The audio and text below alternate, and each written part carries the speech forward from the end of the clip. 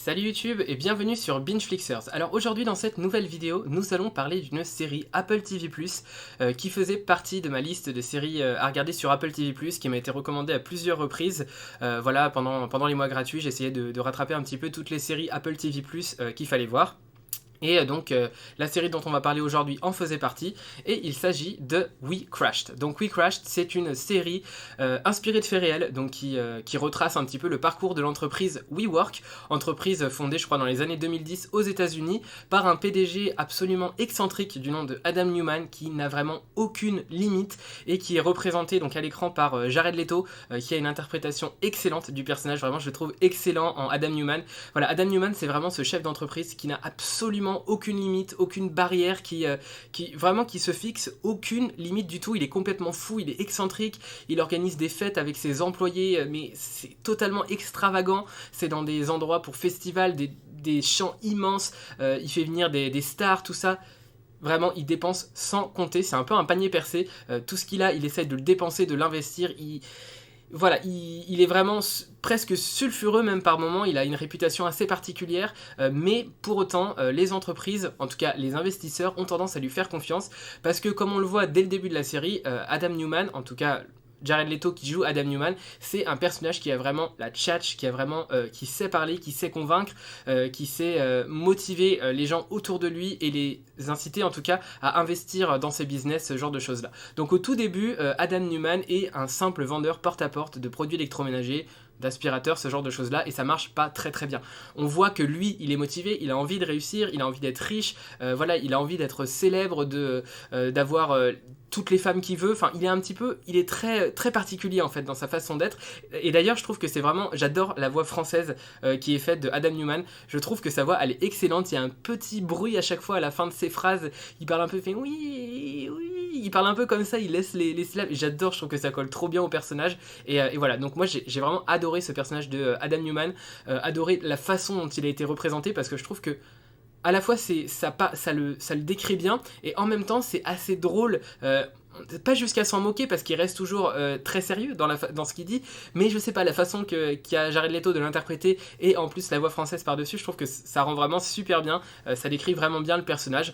Donc voilà, donc on suit cet Adam Newman qui va essayer de devenir de plus en plus riche. Donc il va quitter son emploi de vendeur porte-à-porte parce que bah voilà, ça lui rapporte pas plus que ça marche pas très très bien, et il va décider avec un ancien ami à lui de monter une entreprise. Donc cette entreprise s'appellera WeWork, c'est une entreprise qui a vraiment existé. Les faits qui sont décrits ont vraiment eu lieu. Alors après c'est un peu romancé bien sûr, mais c'est des choses qui ont vraiment existé, et c'est assez effrayant et fou de se dire que ça a existé. Franchement, je vous conseille vraiment, juste par curiosité, de regarder la série, parce que l'histoire est absolument folle. Vraiment, c'est fou comme histoire. Moi j'aurais jamais pensé que ça puisse exister, même si j'imagine que voilà, les investisseurs font pas toujours attention à tout, mais là vraiment c'est une folie en fait, l'entreprise WeWork. Donc WeWork, c'est une simple entreprise de coworking, d'aménagement d'espace. En tout cas, eux, ils vont acheter des espaces dans un premier temps à New York, notamment à Manhattan.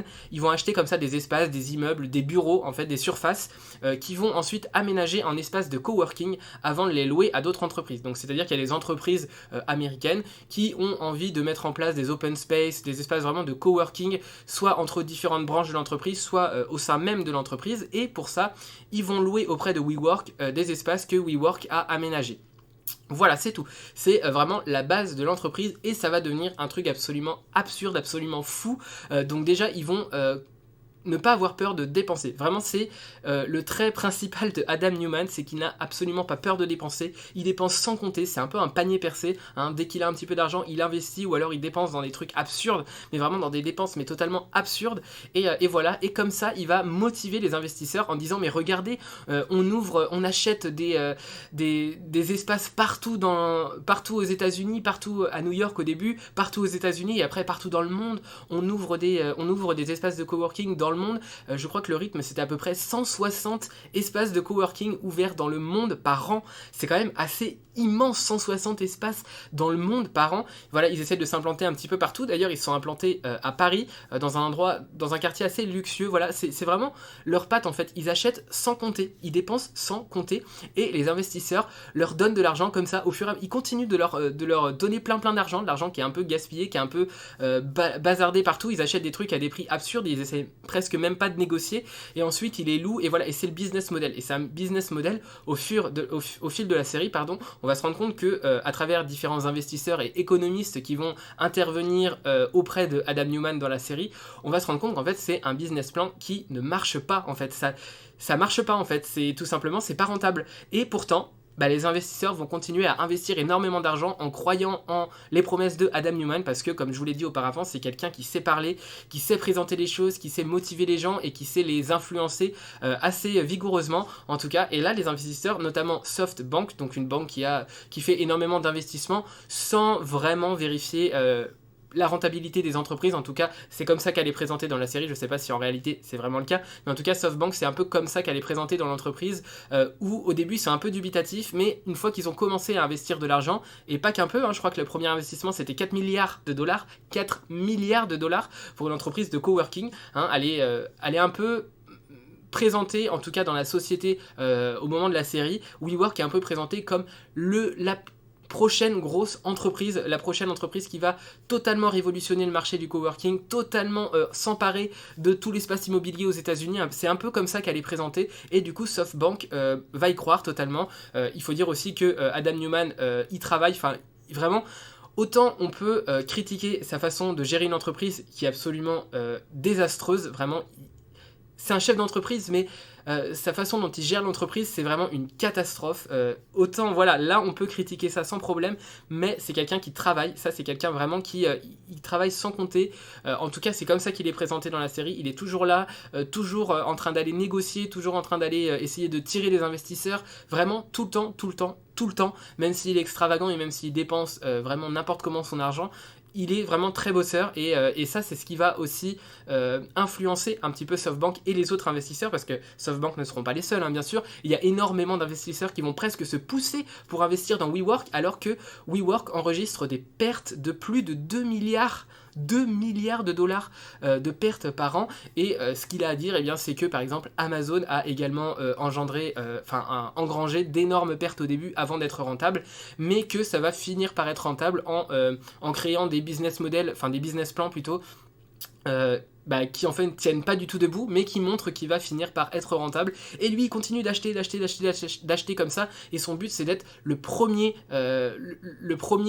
loueur, bailleur, je sais pas trop comment on dit, d'espace de coworking. Il veut vraiment être devant tout le monde, avoir le plus d'espace, et comme ça, une fois qu'il a le monopole sur le marché, il se dit qu'il va pouvoir fixer ses prix, et donc faire augmenter ses recettes en augmentant les prix. Sauf qu'en fait, ça va pas tout à fait se passer comme ça. En tout cas, au début, ça marche super bien. Il va notamment rencontrer la femme de sa vie, donc jouée par Anne Hathaway. Il s'agit de Rebecca Newman, donc qui va se marier avec Adam Newman, et tous les deux, ils sont aussi barrés, et le couple à l'écran, Rebecca Newman, Adam Newman, joué par Jared Leto et Anne Hathaway, ça fonctionne mais du tonnerre, vraiment. Ils sont excellents, ils crèvent l'écran totalement dans le rôle.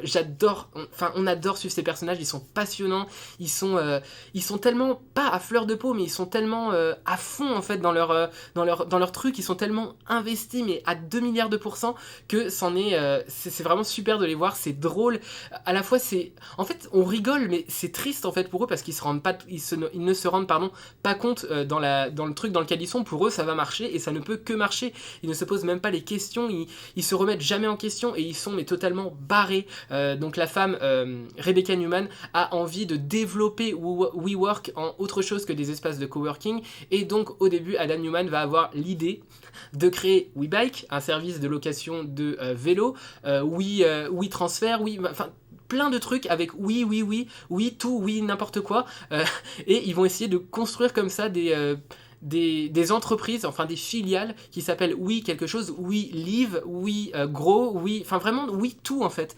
Ils vont créer des filiales de Oui partout, et c'est que des entreprises comme ça, vraiment des startups qui ont des business models totalement banco, je sais pas si on dit bancal ou banco, mais voilà, qui ont vraiment en tout cas des business models qui tiennent pas la route. Et en tout cas ces promesses de nouvelles filiales, ça va encore plus motiver les investisseurs à investir, et ça c'est quand même assez fou, vraiment. C'est dingue de voir ça à l'écran, que les investisseurs se disent mais ils vont ouvrir d'autres filiales, donc c'est que ça marche, donc on va investir, alors que pas du tout en fait. Juste c'est vraiment de la poudre aux yeux qui jettent comme ça partout, jusqu'au moment où ils vont décider de s'introduire en bourse. Et là ça va être la catastrophe un petit peu, parce que le fait de s'introduire en bourse, eh bien il va falloir rédiger toute une liste entre guillemets de documents financiers pour prouver qu'ils sont vraiment solvables, pour prouver qu'ils sont vraiment voilà, que l'entreprise tient la route quoi. Et sauf que le problème c'est quand les économistes vont aller se pencher sur le cas de WeWork, ils vont se rendre compte que en fait WeWork perd énormément d'argent, n'est pas du tout rentable et va s'effondrer dans quelques années. Et donc là ça va tirer la sonnette d'alarme et Adam Neumann va décider de lui-même faire ses papiers d'introduction en bourse sans avoir recours à des économistes. Et c'est quand il présente ça aux traders et aux économistes du monde entier, et bien tout le monde se moque un peu de lui parce que ça n'a aucun sens en fait. Il présente des documents financiers qui n'ont aucun sens, ça part dans tous les sens, dans un bordel pas possible, et à côté il y a sa femme qui continue de le tanner parce que le projet de sa femme c'est de créer, et c'est là où ça devient presque un peu dangereux, c'est de créer des écoles où ils vont former leurs élèves à une autre vie entre guillemets. En tout cas, c'est le but qu'elle a, Rebecca Neumann, c'est de sortir du schéma traditionnel des écoles pour créer leurs propres écoles avec leurs propres programmes où ils vont apprendre à des enfants, vraiment des enfants de 5-6 ans, ils vont leur apprendre à gérer une entreprise, à passer des coups de fil téléphoniques pour une entreprise, des coups de fil commerciaux comme ça. Ils vont apprendre ça à des enfants. Voilà, c'est le but et ils vont appeler ça WeSchool. Voilà, c'est vraiment, c'est pour vous dire à quel point ils sont totalement barrés. Ils veulent ne pas respecter ils veulent tout changer en fait. Ils veulent absolument tout changer, sauf qu'ils ont aucune rigueur, aucune voilà. Et je trouve qu'à l'écran ça rend super bien. En tout cas, c'est passionnant à suivre. D'autant plus que c'est une histoire vraie. Donc se dire que tout ça a vraiment eu lieu dans la vraie vie, je trouve que c'est à la fois effrayant, à la fois triste et à la fois drôle en fait à suivre parce qu'on se rend compte que tout le monde se fait berner et tout le monde est hyper enjoué à l'idée d'investir dans WeWork alors qu'en fait c'est une catastrophe sans nom. Donc vraiment, je vous recommande de regarder WeWork, une série disponible sur Apple TV. We Crashed, pardon, le titre c'est We Crashed, donc nous sommes écroulés, disponible sur Apple TV+. Voilà, c'est donc ça retrace, comme je l'ai dit, l'histoire de l'entreprise WeWork, qui mais vraiment est drôle et enfin voilà, franchement il faut regarder, ça vaut le détour. En plus, les acteurs sont géniaux, vraiment très très bons. Ils sont totalement barrés, ils sont hyper excentriques, ils ont aucune limite. C'est vraiment drôle à suivre. Je crois que la série fait 8 épisodes, donc voilà, ça se regarde assez rapidement. Et puis honnêtement, quand on a commencé à regarder un épisode, on regarde tout, c'est tellement... Enfin, je sais pas, c'est tellement fou, en fait, on est tellement pris dans le truc que ça n'a aucun sens, et voilà. C'est pas une série comique, hein, c'est vraiment quelque chose qui a vraiment arrivé, c'est une série inspirée de faits réels, une série à la fois dramatique et qui représente juste ce qui s'est passé, en fait. Donc de façon romancée, bien sûr, mais voilà, c'est vraiment, franchement, ça vaut le détour. Je vous conseille vraiment We Crash, c'est disponible sur Apple TV+. Voilà, je ne sais pas si vous avez regardé cette série, en tout cas, si c'est le cas, n'hésitez pas à me dire ce que vous en avez pensé dans les commentaires, c'est toujours un plaisir pour moi de vous lire, et puis je vous dis à la prochaine pour une prochaine vidéo. Salut YouTube!